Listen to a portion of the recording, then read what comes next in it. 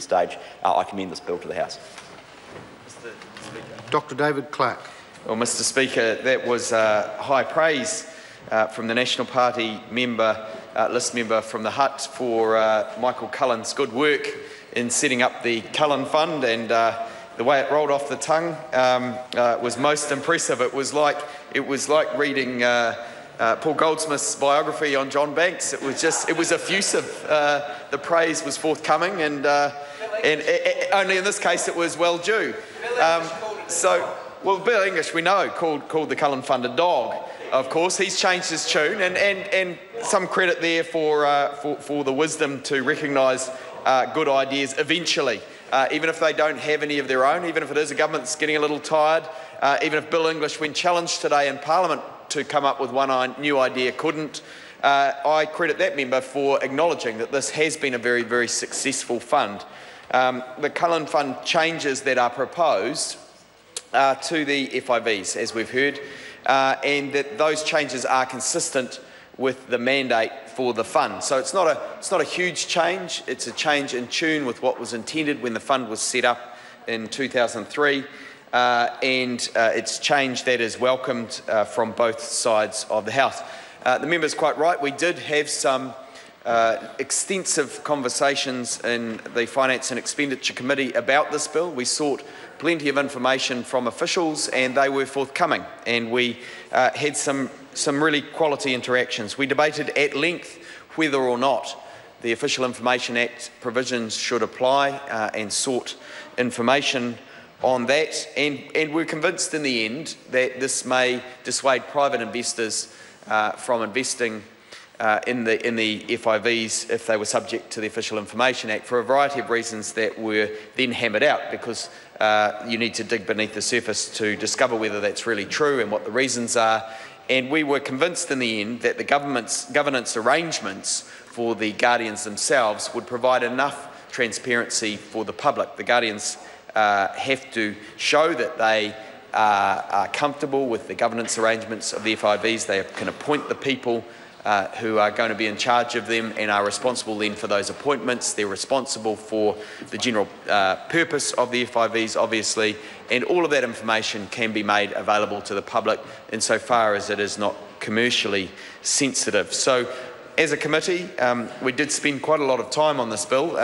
Folks at home should know that often those select committees do an awful lot of work that makes legislation better. It comes to the House, we end up agreeing. It doesn't make headlines when that happens, but it is actually probably some of the more important work we do in this Parliament, and I do also want to acknowledge the constructive way in which the whole committee worked together to ensure that this bill will be progressed and will be a useful bill.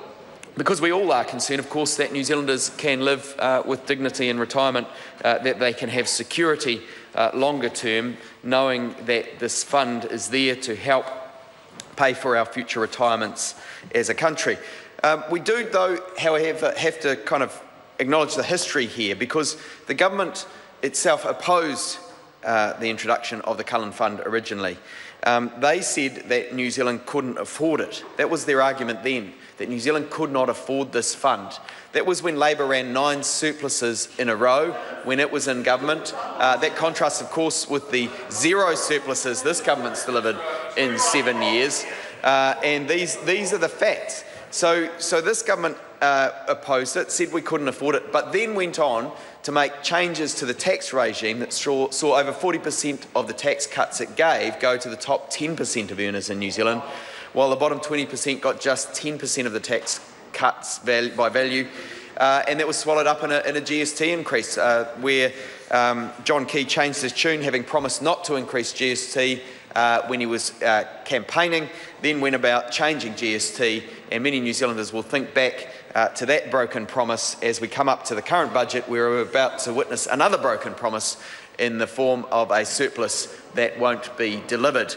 And of course, contributions to the super fund were to be resumed when the surplus was delivered. That promise was made too, and that promise looks like it is also about to be broken by this government. There used to be a government that made many promises, that looked forward and said to New Zealanders, we will give you hope. We're ambitious for New Zealand, was the phrase. Unfortunately, now they look tired and out of touch, and in fact we hear more excuses than anything else. We've heard a lot of explaining from Bill English over recent weeks as to why he not only will not make surplus this year, as promised and as campaigned on as the most important thing in their campaign, but that he can't promise that it will happen the year after either anymore. This is a government, unfortunately, that is coming apart at the seams. It seems to have no new ideas as to how to get to surplus. It has a business growth agenda that has actually got a target of increasing exports as a proportion of our economy from 30% to 40%, but it's going backwards. It's now below 30% and going backwards. And this is a government that is not only failing to deliver on its promises, but is failing to produce a vision for the future that is convincing, that is actually going to take the country forward and generate the wealth we know is needed to top up the likes of the Cullen Fund, to ensure that we can live in a secure retirement. And if this government doesn't do that, New Zealanders are going to be a lot worse off in the future. So we on this House are concerned that this bill does get through. The minor amendments we will approve. Apart from the SOP, which we reserve judgment on, having just heard about it from Bill English, it's an interesting prospect he's bringing to the House that he will not have oversight of these FIVs. That was one of the checks and balances that the committee thought could be put in place, having the minister sign these off, probably largely in a perfunctory fashion, but signing them off to say that he was comfortable with them, because he is in a position of oversight of the whole of the super fund. And if the Minister of Finance signs it off, that gives the public confidence that it's been done with due process and that there is a check in place. So the Minister, by moving an SOP to rid himself of that public responsibility, is taking a serious step that we will need to examine a little more fully. We'll need to see the logic and see exactly what that will mean. That's the one part where we're reserving judgment, Mr. Speaker. It's come as a surprise today to the House. But Mr. Speaker, as I've said, we will be supporting it. We know the fund is a model in the Western world of what can be achieved. It's had returns that have averaged over 10% per annum since it was set up in 2003, which is a fantastic return. In fact, in 2014, it returned 13.89% on its investments, and that's around $5.6 billion of value that it's added to New Zealand's retirement savings. And even in 2013, which is the last calculation I've seen from the super fund, they estimated that $10 billion had been foregone from the lack of contributions made by the government, because again it said we couldn't afford it. This is a government that cannot see an opportunity when it's staring it in the face.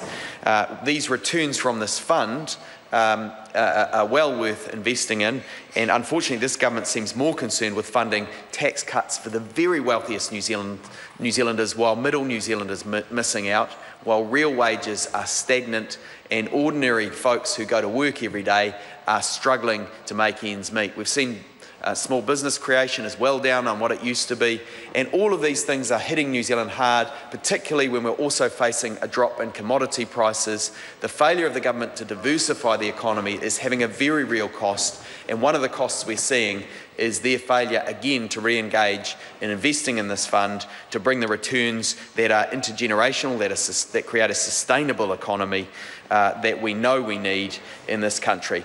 The government is going to fail to achieve its surplus target that it campaigned on. Labor had 9 surpluses, Mr. Speaker.